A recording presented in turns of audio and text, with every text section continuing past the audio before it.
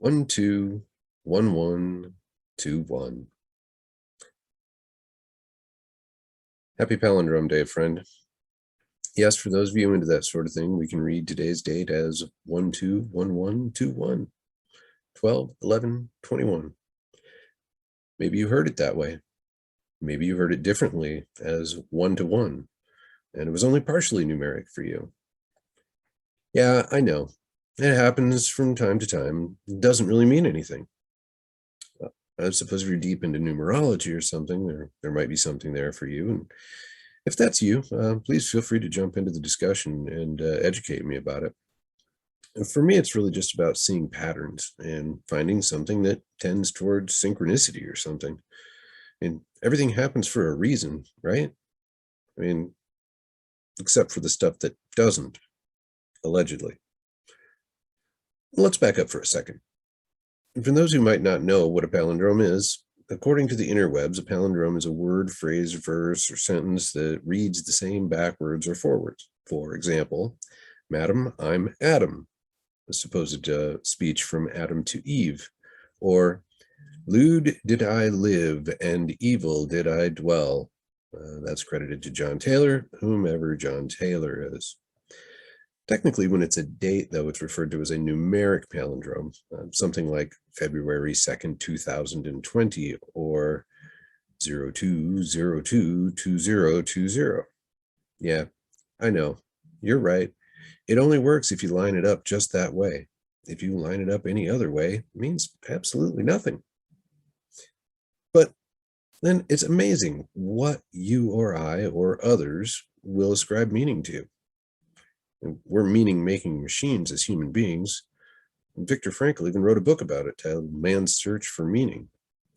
And Frankl survived concentration camps of World War II in Germany. Well, all the other members of his family perished.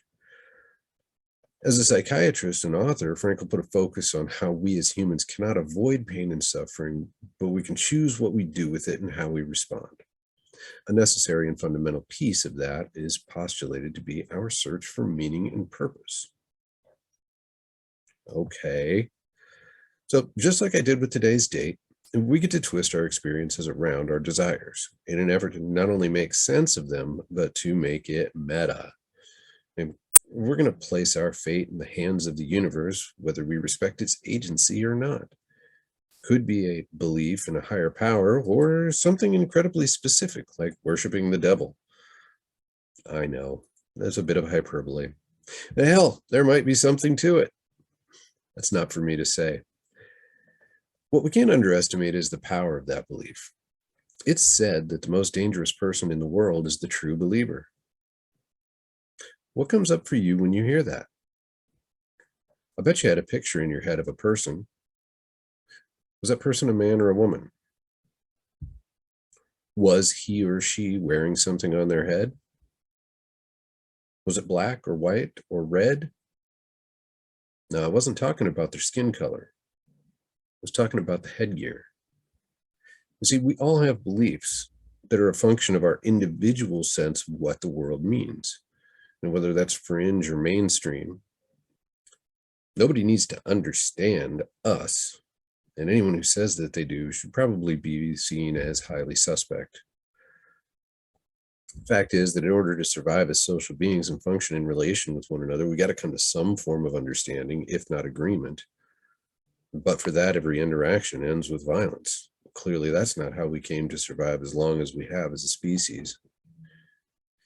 I'm not here to challenge your beliefs, friends. I'm here to challenge mine. The other day, I told you that you won't know how hard you're willing to fight for something important to you until you know what you're willing to lose. You and I assign value to those things. We assess how we're going to be judged by others. Dented, damaged, and distorted by the events of this life is the framework of our individual construction.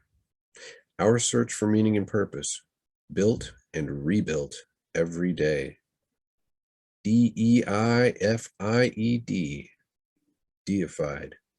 We're deified by our own minds, right or wrong. Read it backward, forward, or not at all. It means nothing unless we decide it does. You've got my take. What say you?